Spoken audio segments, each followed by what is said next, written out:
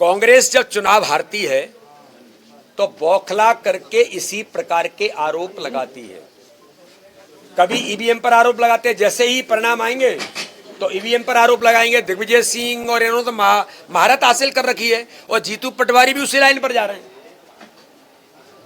दुर्भाग्य है, विजयपुर के अंदर कांग्रेस ने षड्यंत्र रच के जिस प्रकार से आदिवासी भाइयों पर अटैक करके अपनी योजना से ये दिखा करके कि जिससे इसको उन लोगों में फैलाया जा सकता है, एक असफल प्रयास कांग्रेस के अपराधी प्रवृत्ति के गुंडों ने किया।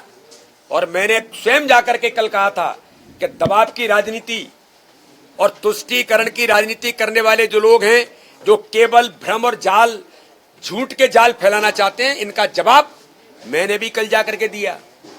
और कार्यकर्ताओं ने ताकत से हर बूथ पर विकास और गरीब कल्याण पर हम चुनाव लड़ने वाले हैं।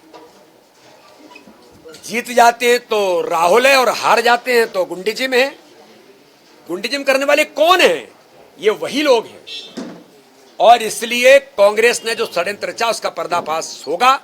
मैंने भी कल इस बात को लेकर के कहा, आदिवासियों के लिए अगर कोई काम करने वाला है तो भारतीय जनता पार्टी प्रधानमंत्री मोदी जी के नेतृत्व में करी। 15 तारीख को हम गौरव दिवस मना रहे हैं, आदिवासी गौरव दिवस, जिसकी शुरुआत प्रधानमंत्री मोदी जी ने की है।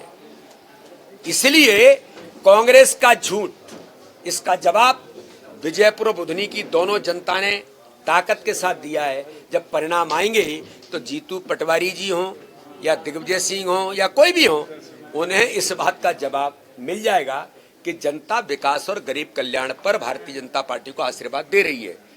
ये फितरत और ये गुंडेजिम करने का काम हमेशा से कांग्रेस का चरित्र रहा है, जिसका जवाब भारतीय जनता पार्टी का कार्यकर्ता देता है और दे रहा है। जहां तक बाबा साहब अम्बेडकर की बात है, तो ऐसे कोई भी इस प्रकार का कृत्य करने वाले लोग,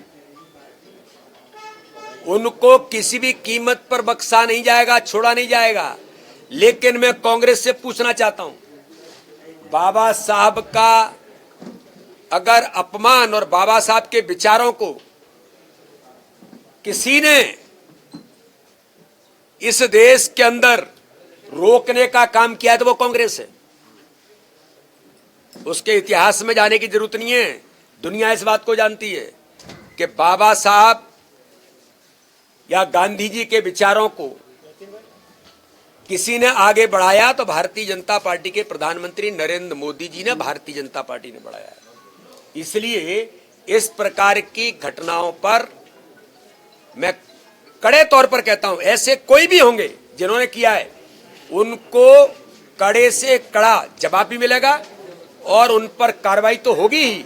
लेकिन कांग्रेस जरा शर्म करे कि बाबा साहब के बारे में अगर चिंता कोई करता है तो भारतीय जनता पार्टी करती है। आपको तो शर्म आनी चाहिए कि आप इस प्रकार का भी झूठ बोलते हैं।